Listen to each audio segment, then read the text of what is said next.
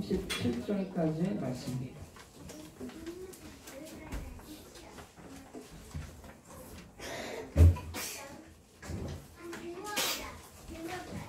오늘 말씀 제목은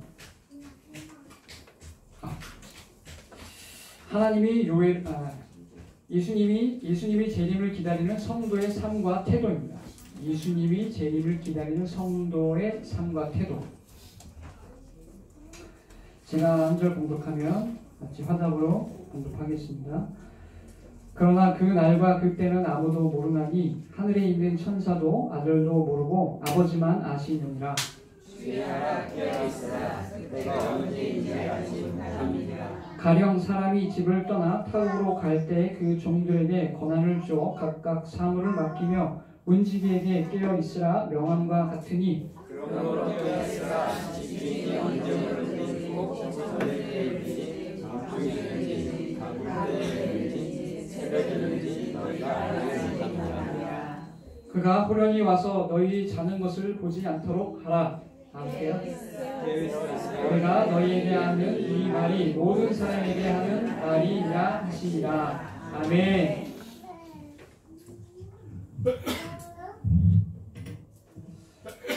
말씀을 준비하면서도 제가 들으려고 준비한 거예요. 그러니까 여러분들도 각자 들으시면 됩니다. 누구 옆에 보실 것도 없고 저도 이 말씀 준비하면서 저한테 하는 일이니까. 지난 시간에는 목사님이 그 비에 스케줄이 꼬이셔서 이렇게 앞뒤가 안 맞으셔서 착오가 있으셔서 2주 연속으로 이렇게 비우게 됐는데 지난주에는 제가 그 청지기에 대한 말씀을 우리 나눴잖아요. 근데 오늘은 또 연속해서 비유의 말씀을 나누기 원해서 비유 3가지를 들면서 이제 나눌까 해요. 예수님이 말씀하셨죠. 비유는 예수님이 제자들을 가리킬 때 많이 사용하던 방법이시죠. 그 이스라엘 백성들이 이해할 수 있는 자기네들 문화 속에서 일어나는 일들, 상식적인 일들을 갖고 쉽게 설명을 하셨어요. 근데 이 비유를 또 어떻게 또 사용하셨냐면 하나님 나라에 관심이 없는 사람들한테는 깨닫지 못하게 하는 그런 또 방편으로도 비유가 쓰였어요. 그래서 이스라엘 백성들이 종교적인 습관에 젖어 있던 사람들은 예수님이 비유를 얘기할 때 듣지 못했어요. 근데 제자들은 또 이렇게 듣지 못하고 할 때 모든 것을 버리고 예수님을 쫓았던 제자들한테는 따로 이렇게 모으셔서 그 비유도 풀이를 또 해주셨고, 오늘 이 시간 이 비유를 통해서 우리가 각자가 어떻게 다시 오실 예수님을 맞이하고 준비할 수 있는지, 어떤 태도로 살아야 되는지 그런 것을 나누길 원합니다. 오늘 본문 말씀을 보면 가장 먼저 생각나게 해주는 것은 어떤 정보죠? 네? 깨어있으라. 깨어있으라인데 그걸 이제 어떤 말씀이잖아요. 정보를 얻을 수 있어요. 정보. 너무 쉬운 얘기인가요? 예수님이 다시 오신다는 거죠. 그러니까 깨어있는 이유는 주인이 다시 오니까 깨어있으라고 얘기를 하는 거예요. 그리고 전주에 말씀드렸다시피 아무한테나 깨어있어 이렇게 얘기 안 하잖아요. 그 주인이 그 집 종한테 깨어있으라고 그러지 나랑 상관도 없는 사람한테 깨어있으라고 얘기를 하나요. 근데 우리가 의식 속에 내가 종이라고 생각이 드세요? 내가 하나님 자녀고 제자고 이렇게 생각이 들어요? 의식적으로? 아니면 막 생활하면서 교회 권사고 내가 전도사고 이런 게 막 생각이 나시는지 먼저, 아니면 집사가 먼저 생각이 나시는지, 하나님 앞에서 깨어있어야 되는 종인지, 그러니까 인식을 잘 가지셔야 된다고 봐요. 그러니까 저는 그 누가복음 말씀 받고 나서 이전에 그 인식에 대한 걸 많이 생각을 해요. 어딜 가나 제 말에서 이렇게 실수가 나올 때가 많이 있죠. 많이 있고 일관관계에서 많이 있던데, 그러면 내가 누구지? 이렇게 금방 이제 예전엔 안 그랬거든요. 그 막 고집대로 성정대로 이렇게 밀고 나가거나 그랬는데 회사에서도 그렇고. 근데 이제 그렇게 하다 보면 딱 생각이 나. 내가 누구지?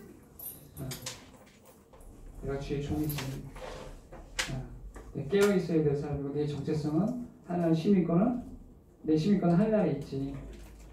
근데 그게 이제 좀 그 깜빡임이 조금 옛날보다 빨라진 것 같아요. 거의 뭐 10년을 주기로 예수님 재림의 날을 알아냈다는 거짓 선지자들이 나타난대요. 예전에 우리도 이제 다미성교회라고 또 뭐 알고 있었죠. 그런 것처럼 또 뭐 요즘에 하루파주 뭐 이런 것처럼 10년 주기로 이런 거짓 선지자들이 일어난대요. 그러나 예수님께서는 오늘 본문의 말씀에서 32절에 하신 대로 그 날과 그때는 아무도 모르니 하늘에 있는 천사들도 아들도 모르고 아버지만 아시는가. 그 날 알고 싶으세요? 그 날이 딱 정해지면 저번 주에도 말씀드렸지만 몇 월 며칠 날 예수님이 딱 오신다 그러면 준비하실 수 있을 것 같아요. 그러면 그 자신감이 딱 들면 그 사람 생각해요. 물론 오늘 본문 말씀을 전자들을 보면 예수님께서 제자들의 질문에 세상 끝날의 징조들을 먼저 말씀하고 계세요. 제자들이 질문했죠. 세상 끝날에는 어떠하냐고. 그러니까 예수님이 좀 무시무시한 말씀들을 막 하시죠. 그러나 오늘 본문이 세상 끝날의 징조들을 설명하신 후 이에 대한 마무리로 이 말씀을 끝을 맺으신 거예요. 오늘 본문 말씀으로. 그런 후 고난받으실 일들에 대해 예언과 실제 고난을 보고 들어가시게 돼요. 이 말씀을 하시고 나서 이제 십자가 고난으로 들어가시는데 이제 이제 잡으러 오고 배신한 제자가 잡으러 오고 왔다 갔다 하시면서 결국엔 십자가 못 박히시죠. 그래서 이제 공식적으로 이 잡히시기 전에 하신 말씀인 거예요. 공식적으로 다 뭐 평안한 가운데에서 13장의 제자들의 질문에 예수님께서 말씀하신 것을 보면 세상 끝날 말세에 일어날 무시무시한 징조들에 대해서 설명을 해주고 계세요. 그럼에도 불구하고 그날 재림날 세상 끝날과 때는 하나님 아버지 외에는 천사도 물론이고 자신도 포함한 그 누구도 알 수 없다고 분명히 말씀하고 계세요. 그럼 예수님은 우리들이 어떻게 준비하고 있기를 원하시는 걸까요? 막 그런 세상 끝날의 말세 징조를 막 설명을 막 해주셨는데 때와 시는 알 수 없어 이렇게 얘기해. 근데 예수님이 그러면은 어떤 마음의 중심을 두고 제자들한테 그런 말씀을 하셨을까요? 마태복음 24장 6절을 보면 제자들에게 하신 말씀이 있어요. 너희는 삼가 두려워하지 말라. 예수님이 하신 말씀은 겁주고 두렵게 해서 뭔가를 준비하게 하시려는 말씀이 아니라 이런 일이 정해져 있으니까 알고 있으라는 얘기예요. 두려워하지 말고 그냥 준비하는 얘기예요. 결론적으로 예수님께서는 재림의 시기를 정확히 알아낼 수 있는 방법을 알려주신 적이 없어요. 아울러 재림 이전에 있을 환난의 두려운 때를 강조함으로써 우리를 막 놀라게 하실 의도가 아니라 제자들에게 당부이자 권고를 하시는 것을 알 수 있어요. 왜냐하면 재림의 시기를 묻는 질문에 직접적인 대답을 하는 대신 이 세 가지 비유를 들려주시며 모든 가능성에 대해서 대비하도록 준비하도록 하시는 거예요. 그러니까 정확하게는 예수님은 제자들을 준비시키기 원하시는 거예요. 두렵고 떨게 하시려는 게 아니라 그러니까 두려워하지 말라고 얘기하시는 예수님. 그래서 그 날을 준비시키게 하기 위한 거예요. 제자들을 통해서. 그럼 이제 다시 오실 예수님을 기다리는 태도에 관하여 마태복음에 나오는 이 세 가지 비유. 세 가지 비유가 지혜로운 종과 악한 종의 비유가 있고요. 두 번째는 열처녀의 비유. 그 다음에 세 번째는 달란트 비유를 이렇게 들고 계세요. 근데 이게 한 호흡으로 쭉 가요. 이 세 가지 비유는 마태복음 24장과 25장에 기록되어 있습니다. 이 세 가지 비유는 의도적으로 연결되어진 말씀입니다. 모두 예수님의 재림의 날을 준비함에 있어 어떻게 준비해야 될지를 여기서 이제 설명하시고 강조하고 있어요. 첫 번째로 지혜로운 종과 악한 종의 비유입니다. 이 비유는 충성된 종과 악한 종의 대조죠. 그러니까 아주 성실한 종과 충성된 종과 아주 불성실한 종하고 이렇게 비교를 해주고 계신 거예요. 그러니까 나쁜 거 좋은 거 이렇게 비교를 해주시는 거예요. 악한 종의 댐댐이는 어땠죠? 주인이 한동안 집을 비우고 떠난 후에 곧바로 이제 드러나죠. 주인이 없으니까 원래 본질의 태도가 나오는 거예요. 그런 주인이 빨리 돌아오지 않을 것이라고 생각하고 책임감 없이 막 행동을 하죠. 마태복음 24장 45절에서 51절 제가 한번 읽어드리겠습니다. 충성되고 지혜 있는 종이 되어 주인에게 그 집 사람들을 맡아 때를 따라 양식을 나눠줄 자가 누구냐? 주인이 올 때 그 종이 그렇게 하는 것을 보면 그 종이 복이 있으리로다. 내가 진실로 너에게 이르노니 주인이 그의 모든 소유를 그에게 맡기리라. 만일 그 악한 종이 마음에 생각하기를 주인이 더디 오리라 하여 동료들을 때리고 술 친구들과 더불어 먹고 마시게 되면 생각하지 않은 날 알지 못하는 시각에 그 종의 주인이 이르러 엄히 때리고 외식하는 자가 받는 벌에 처하리니 거기서 슬피 울며 이를 갈리라. 아멘. 예수님의 비유 이야기는 아까도 말씀드렸다시피 이런 충성된 종과 약한 종을 극명하게 대조시키는 겁니다. 그러니까 여기 말씀을 비유의 말씀들을 보면은 중간 지대는 없어요. 그러니까 충성된 종이냐 불의한 종이냐 이렇게 비교를 하지 그 외에 다른 비교 대상을 놓고 있지 않습니다. 충성되고 지혜로운 종은 주인의 집을 비우자 오히려 책임감을 더욱 무겁게 느끼며 나중에 주인에게 자신이 한 일을 보여야 할 것을 알고 더욱 선한 양심을 갖고 열심히 일을 합니다. 이 충성된 종의 관심은 주인이 빨리 오는지 그리고 늦게 오는지 어느 날에 올 것인지를 막 계산하고 추측하는 일에 있지 않았어요. 주인이 어느 때에 오든지 자신에게 맡긴 집안일을 성실하게 처리하고 주인이 왔을 때 주인과 함께 있었을 때와 다름없이 집안일들이 잘 처리되어 있는 것. 주인이 맡긴 일을 중요한 것이며 성실하고 책임감 있게 일해왔음을 주인에게 확인시켜드리기 위해서 거기에 포커스와 목적이 맞춰져 있어요. 주인님이 언제 오시나 1년 뒤에 오시나 며칠 뒤에 오시나 좀 오래 출타 중이시구나 이렇게 생각하지 않으셨다는 거예요.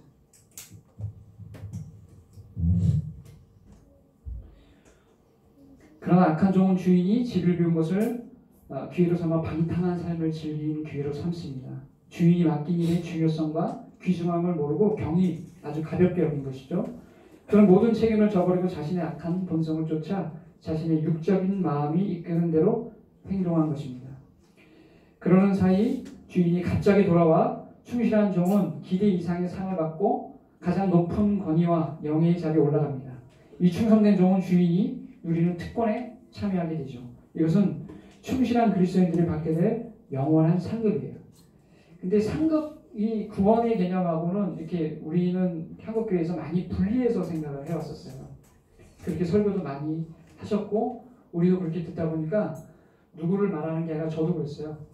저도 구원의 문제하고 상급의 문제를 좀 떨어뜨려 놓고 생각했어요. 구원 받는 거, 그다음에 이거는 상급의 문제 이렇게 생각했어요. 근데 오늘 비유의 말씀을 보면은 그렇지가 않아요.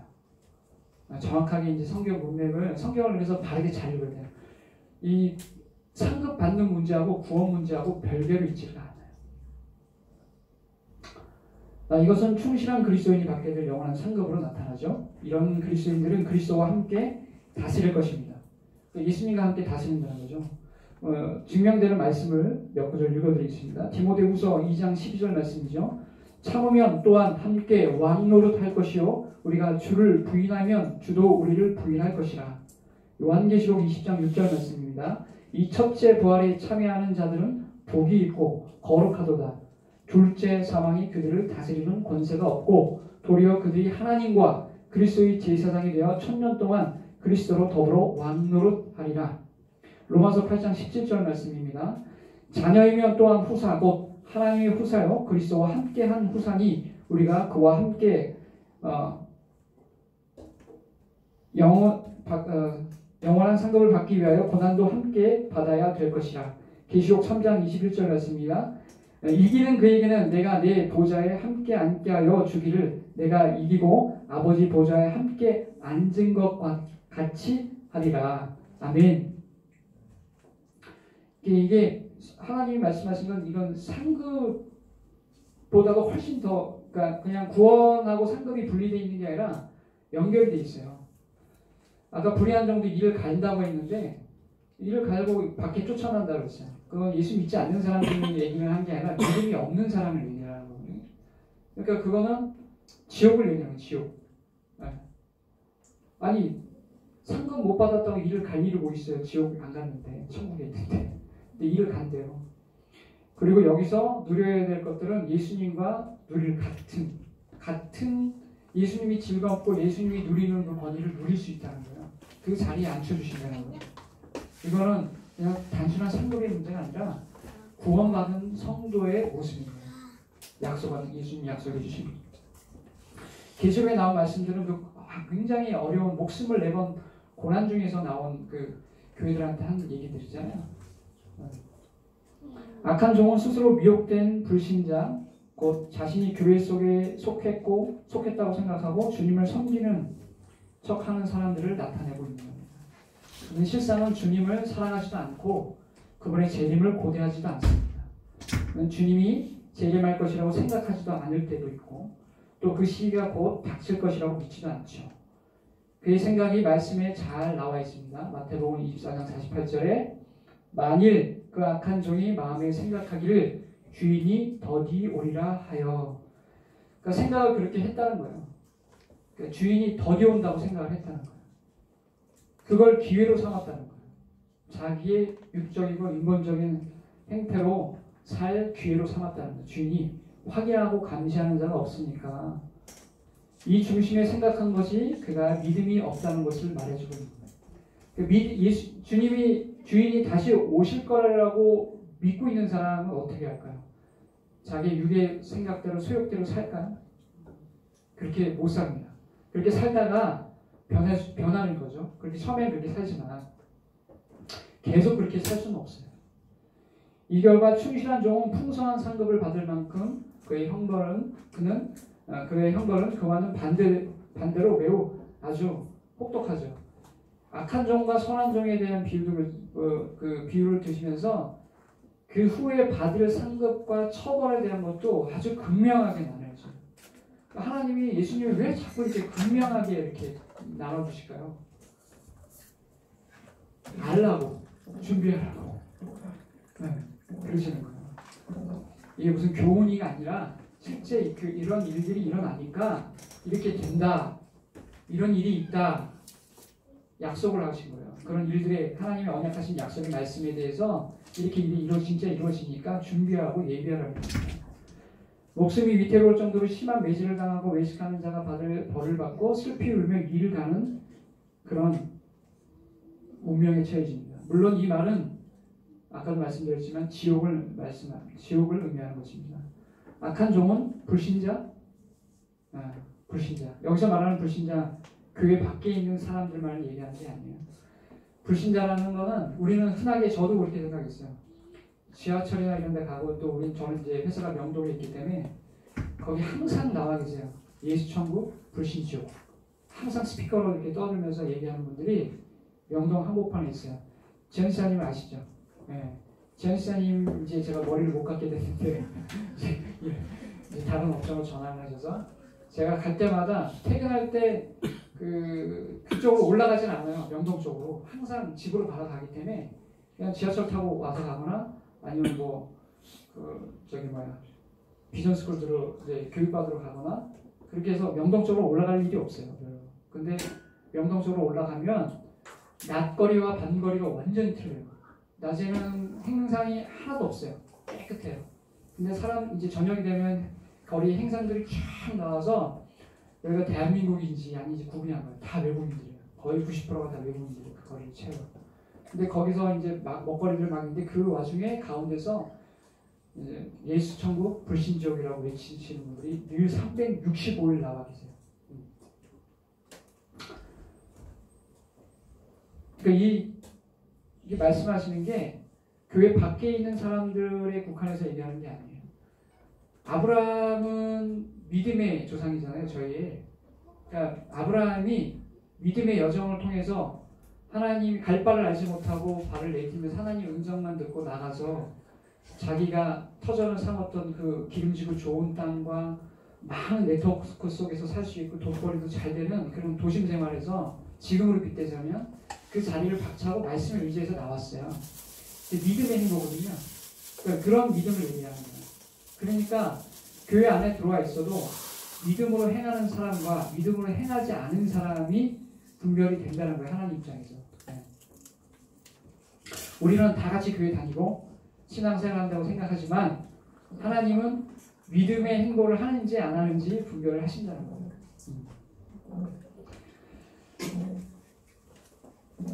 베드로후서 3장 3절과 4절을 보니까 먼저 이것을 알지니 말세에 기롱하는 자들이 와서 자기의 정욕을 쫓아 행하며 기롱하여 가로되 주의 강림하신다는 약속이 어디 있느뇨 조상들이 잔후로부터 만물이 처음 창조할 때와 같이 그냥 있다 하니 예수님이 오시는 거에 대한 게 그냥 오시는 게 아니잖아요. 천지가 개벽이 되는 거잖아요.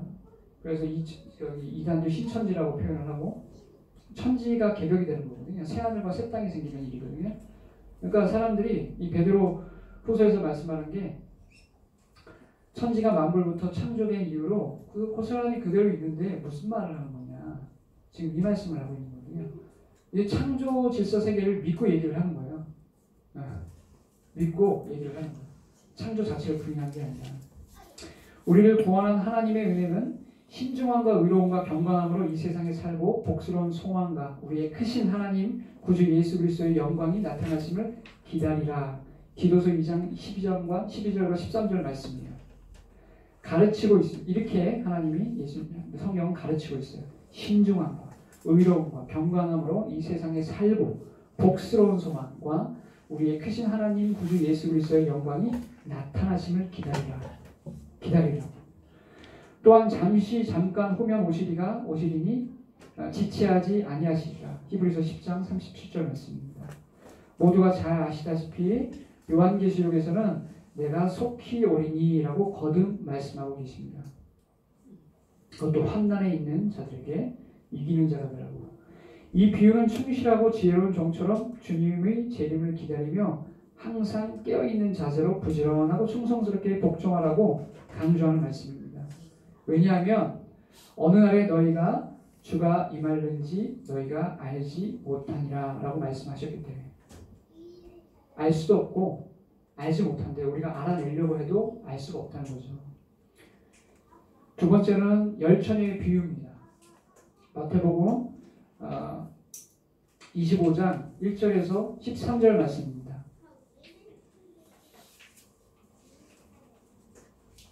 제가 찾아서 읽어드릴게요.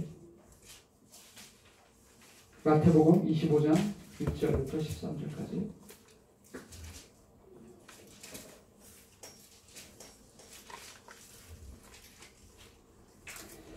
그때 천국은 마치 등을 들고 신랑을 맞이하러 나간 열 처녀와 같다 하리니 그 중에서 5은 미련하고 5은 슬기 있는 자라. 미련한 자들은 등을 가지되 기름을 가지지 아니하고 슬기 있는 자들은 그릇에 기름을 담아 등과 함께 가져갔더니 신랑이 더디움으로 다 졸며 잘새 밤중에 소리가 나되 보라 신랑이로다 맞으러 나오라 하매 이에 그 처녀들이 다 일어나 등을 준비할세 미련한 자들이 슬기 있는 자들에게 이르되 우리 등불이 꺼져가니 너희 기름을 좀 나눠달라 하거늘 슬기 있는 자들이 대답하여 그러되 우리와 너희 쓰기에 다 부족할까 하더니 차라리 파는 자들에게 가서 너희 쓸 것을 사라 하니 저희가 사러 간 동안에 신랑이 오므로 예비하였던 자들은 함께 혼인잔치에 들어가고 문을 닫힌지라.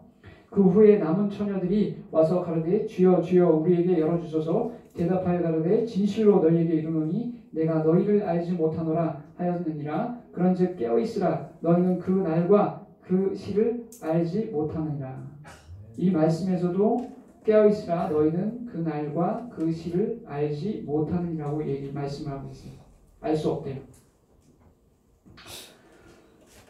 성경의 장절은 본래 원문에는 표기가 안 돼 있었어요. 그러니까 이렇게 그 책의 부분은 있지만 1장, 그러니까 마태복음 1장 1절 이런 식으로 장과 절이 원래 나눠져 않고 글이 쭉 연결되어 있었어요. 원래는. 이 말씀을 왜 드리냐면 이 오늘 세 가지 비유를 한 묶음으로 봐야 돼요. 그러니까 예수님이 제자들에게 이해를 계속 더해주는 거예요. 경우의 수를 말씀을 해주고 계시면서. 그러니까 한숨에 읽어야 돼요. 이 세 가지 비유를. 각자 따로 읽어서 그걸 교훈 삼는 게 아니라 이 세 가지 비유를 동시에 읽어서 그 말씀하는 그 비유들의 핵심, 예수님이 말씀하고자 하는 내용을 실현해서 함께 봐야 돼, 함께. 그래서 온전해집니다, 비유가. 주종의 비유는 그리스도께서 늦게 오실, 그러니까 악한 종과 선한 종의 비유는 예수님이 늦게 오실 것이라고 생각하지 말라는 것이죠. 그러니까 예수님이 더디에 오신다고 생각하지 말라는 비유예요. 그런 마음가짐과 삶의 믿음의 태도를 갖고 있으면은 삶이 변할까요, 안 변할까요? 변하는 게 정상인 거예요. 예수님이 곧 오신다 이렇게 생각하고 있는 사람은, 왜 우리도 마찬가지잖아요. 이제 우리 아기가 태어나면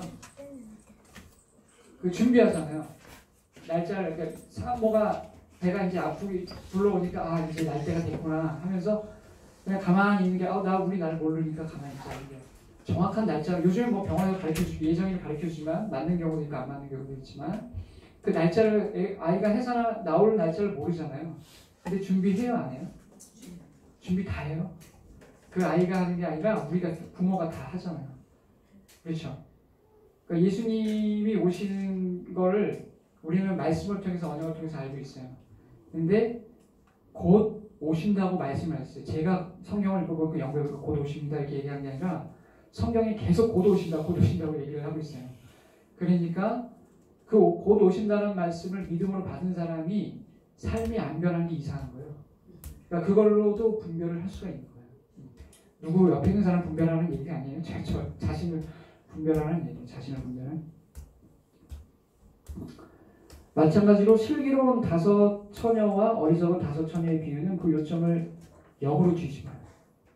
똑같은 교훈을 말씀하고 있는데, 주님이 오실 것에 대해서 말씀하고 있는데 방법은 달라요. 말씀하고 있는 게 반대예요, 반대. 언제 오시더라도 즉 좀 더디고 늦게 오신다고 해도 준비를 늦춰서는 안 돼야 된다는 이 두 종의 비유지만, 주께는 하루가 1000년 같고 1000년이 하루 같다는 이 한 가지를 잊지 말라. 주의 약속은 어떤 이들이 더디다고 생각하는 것 같이 더딘 것이 아니라 오직 주께서는 너희를 대하여 오래 참으사 아무도 멸망하지 않고 다 회개하기에 이르기를 원하시느니라. 그러나 주의 날이 도둑같이 오리라. 베드로후서 3장 8절 9절 말씀이에요. 이 더디 오진다고 생각하는 것처럼 생각하지 말라는 거예요. 그 이유가 오직 주께서 너희를 대하여 오래 참으사 아무도 멸망하지 아니하고 다 회개하기에 이르기를 원하시니라. 이 이유라고 말씀을 하고 계세요. 그래서 더디 온다라고 말하지 말래요. 그러니까 여기서는 저도 제 자신을 보는 거야. 예수님이 더디 오시는 이유가 나 때문이구나. 내가 바르게 회개하고 청지기적인 사명을 갖고 바르게 살아라. 아직 멀었구나. 자기 스스로 이렇게 말씀을 먹어야 돼요. 이 말씀은 주의 자녀들은 오늘 당장, 그러니 우리가 예상하고 생각했던 것보다 빨리 오시던 아니면 늦게 오시던 상관없이 늘 항상 깨어있는 자, 즉 혼인 약조를 한 신랑이 있는 처녀와 같은 마음으로, 그런 태도로 준비해야 된다. 내가 정원한 몸인 거예요. 이걸 잘 이해한 게 예전에 인도국 갔을 때 선교사님이 얘기했는데 춘향견 춘향견을 빗대서 얘기하는데 너무 이해가 잘 되더라고요. 성춘향이가 변화도의 그 관계 속에서도 절대로 절개를 잃지 않죠. 끝까지 신랑을 기다려요. 무슨 고난이 오더라도 오게 갇히고 막 얼레설레하고 부모를 통해서 회유를 쓰고 막 해도 자기의 절개를 전혀 변하지 않아요. 그러니까 신랑이 와야죠. 약주한 신랑이 와서 데려가야죠, 빨리. 근데 빨리 못 데려가고 자기가 옥에도 갇혔어. 그리고 누구죠? 땡더 누구지? 엄마 모친도 와갖고 막 회유하고 있고, 이제 포기하고 이제 변화도랑 이제 변화도의 수청을 받아들여라 이렇게 얘기. 근데 성춘향은 끝까지 거절하죠. 끝까지 거절하고 이몽룡이 왔을 때 심판의 날이 이르죠, 변화도한테. 네. 그런 마음가짐 자세로 계속 정혼한 신부로서 신랑을 그렇게 기다려야 된다는 거예요. 자, 1세기 유대 문화에 대해서 간단하게 좀 나눌까 해요. 3단계를 거쳐서 혼인 서약이 이루어진대요. 3단계를 거쳐서. 첫째가 결혼의 약속. 이게 이제 공식적인 계약을 거쳐 이루어진다는 건데, 양가 부모가 혼인 계약을 맺고 신랑의 아버지가 신부의 아버지에게 신부의 몸값을 지불한대요. 좀 이해를 한번 가져보세요. 우리의 몸값을 누가 지불하겠죠? 네. 예수님이 방금 얘기해 누구세요? 신랑이에요. 신랑이 신부의 몸값을 지불하셨어요. 벌써 지불했는데 아직 온전한 혼인잔치는 벌어지지 않았어요. 이게 혼인잔치 언약을 하는데 첫 번째 혼인까지 가는데 세 단계가 이제 첫 번째 단계예요. 결혼의 약속. 양가 부모님들이 만나서 폐물은 어떻게 할 것이며 뭐 어쩌고저쩌고 너희 딸이 어떠니 우리 딸은 어떠니 이렇게 얘기하면서 신부 측 아버지가 그 데려올 며느리의 몸값을 딱 지불하는 거예요. 이걸 뭐 페미니즘 사고로 막 어찌 여자의 몸을 새로 파냐 물건이야 이게 아니에요. 지금 그런 말 하는 게 아니에요. 무슨 말씀 하시는지 알겠죠? 그리고 두 번째는 혼인식이에요. 약혼식이에요. 약혼식은 이제 생각과 이제 실질적인 그런 약속은 다 이루어졌는데 이제 대중 앞에서 이 혼인을 증명하는 거예요. 약혼했다는 걸 증명하는 거예요. 약속하는 거예요. 신랑과 신부가 공중 앞에서 서약을 하고 예물을 주고받아요. 이 약혼식 때. 그러니까 확증을 짓는 거예요. 공증하는 확증이 있는 거예요. 너랑 나랑 이제 결혼할 거야. 라는. 이 약혼한 부분은 서로 신랑과 신부가 될 법적인 의무와 책임이 따른 거예요. 이제. 그냥 마음 틀어졌다고 해서 이렇게 하는 게 아니라 이 약혼식을 통해서 나는 그 사람의 아내가 되고 그 사람은 나의 신랑이 되는 거예요. 이게 공증하고 이게 법적인 효력을 발휘하는 거예요. 그 사람하고만 결혼해야 돼요. 물론 약혼에 대해서 뭐 혼인을 취소하는 경우도 있겠죠. 이제 그런 이야기를 하는 게 아니라 셋째, 혼인잔치. 마지막으로 이제 혼인잔치. 이 세 단계 중에 마지막 단계인데 이제 우리식으로 얘기하면 결혼식이죠. 결혼식. 위에 이 세 단계를 거쳐야만 진정한 부부로서 서로 한 몸으로 한 방에서 동거할 수가 있는 거예요. 같이 살 수가 있는 거죠. 그런데 이제 당시에는 약혼식 후 요거를 좀 이해를 가지시면 당시에는 그 약혼식을 하고 나서도 그 이스라엘 1세기 때 문화가 우리는 결혼을 하면 결혼 날짜를 딱 잡고 결혼 날짜를 벌써 잡았다 그러면 그냥 맞춰서 금방 하잖아요. 네. 간혹 그렇지 않은 경우도 있긴 한데 어떤 사람은 뭐 연애를 길게 하고 나서 뭐 했다고 하니까 그런 경우에 속할지도 모르겠지만 이 약혼식을 치르고 나서는 결혼을 그렇게 오래 미루지는 않잖아요. 우리나라 정서나 저희는. 근데 1세기 때 유대사에서는 결혼 약혼식을 하고 나서도 1년 이상 경과되는 경우가 있대요. 그러니까 신랑 집에 속사장이 있는 거죠. 속사장. 그걸 뭐 어떤 경우의 수에 뭐 그걸 막 여기서 나열을 하는 게 아니라 신랑 집안에 속사장이 있다는 거예요. 근데 아까 저희의 신랑들은 예수님의 속사장, 예수님 집안의 속사장을 우리가 들어서 알잖아요. 뭐였죠? 죄의 약속은 어떤 이들은 더디다고 생각하는 것 같이 더딘 것이 아니라 오직 주께서는 너희를 대하여 오래 참으사 아무도 멸망하지 아니하고 다 회개하게 이르기를 원하시니라. 이게 신랑 집의 속사정이에요. 네. 그런데 이 비유는 혼인잔치가 시작된 첫날을 묘사하고 있어요. 근데 이런 전 단계가 있는 거예요. 첫 번째, 이 결혼의 약속, 양가 부모들을 만나서 대가를 지불하고, 두 번째, 확정을 줬으니까 약혼식을 하는 거고, 세 번째, 결국엔 혼인잔치를 해갖고 한 부부가 되는 거예요. 근데 오늘 이 비유는 바로 혼인잔치를 묘사하고 있죠. 근데 신랑이 늦게 오는 거예요. 혼인잔치는 신랑의 도착과 함께 시작되는데 신부의 들러리들이 등불이나 횃불을 들고 밖으로 나와 신랑을 맞이해 마을이나 도시의 거리를 지나 목적지, 그러니까 혼인잔치까지 잘 올 수 있게 하는 게 그들의 역할이에요. 그러니까 신랑이 오면은 딱 준비하고 있다가 나가서 마을 어귀 딱 준비하고 있다가 등불 켜갖고 길을 밝히면서 이렇게 데리고 들어오는 거예요. 실제로 저녁에 결혼을 하는 경우가 있다고 해요. 이 밤문화 중에 혼인잔치가 시작되는 경우도 드물지 않다고. 그러니 이들 문화 속에서는 신랑을 기다리는 것이 이상한 게 아니에요. 밤늦게 신랑을 기다리는 게 이상한 일이 아니라는 거죠. 우리도 그런가요? 네. 아 정말 세상 살맛 남난다.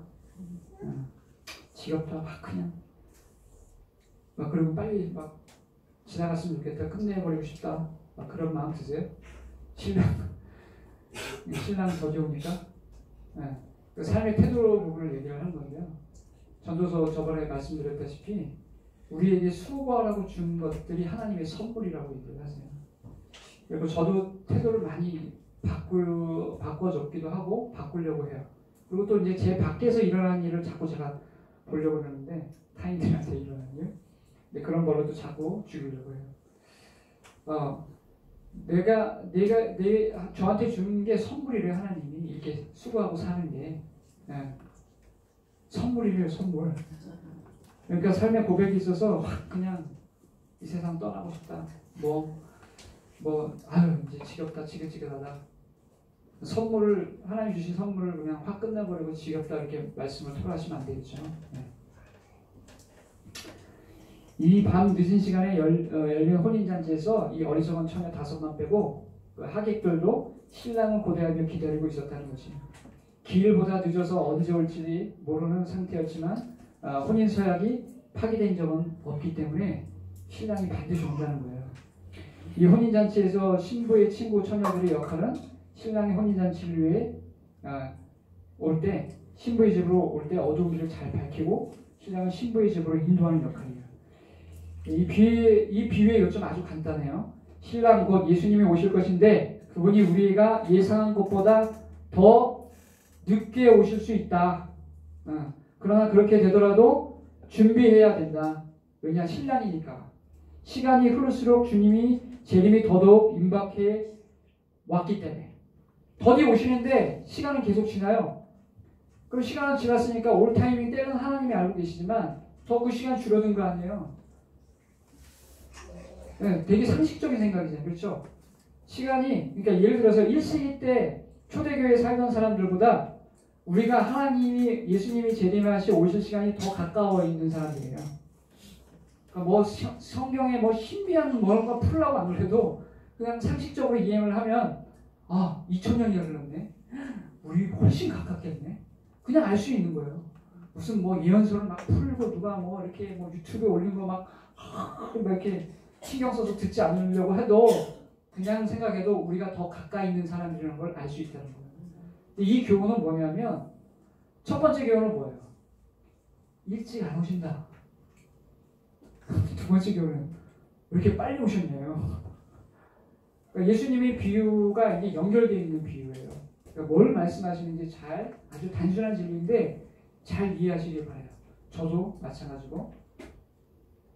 두 종의 비유는 악한 종이 빨리 오지 않는 더디 오실 것이다 하고 마음대로 사는 거고, 두 번째는 혼인잔치 이제 약혼도 했고 다 했어. 이제 신랑만 오면 되는 거야. 그리고 기름을 적당히 준비했다가 낭패를 보는 거예요. 빨리 왔죠. 그 종한테는 갑작스럽게 더디게 온다는데 갑작스럽게 빨리 오고.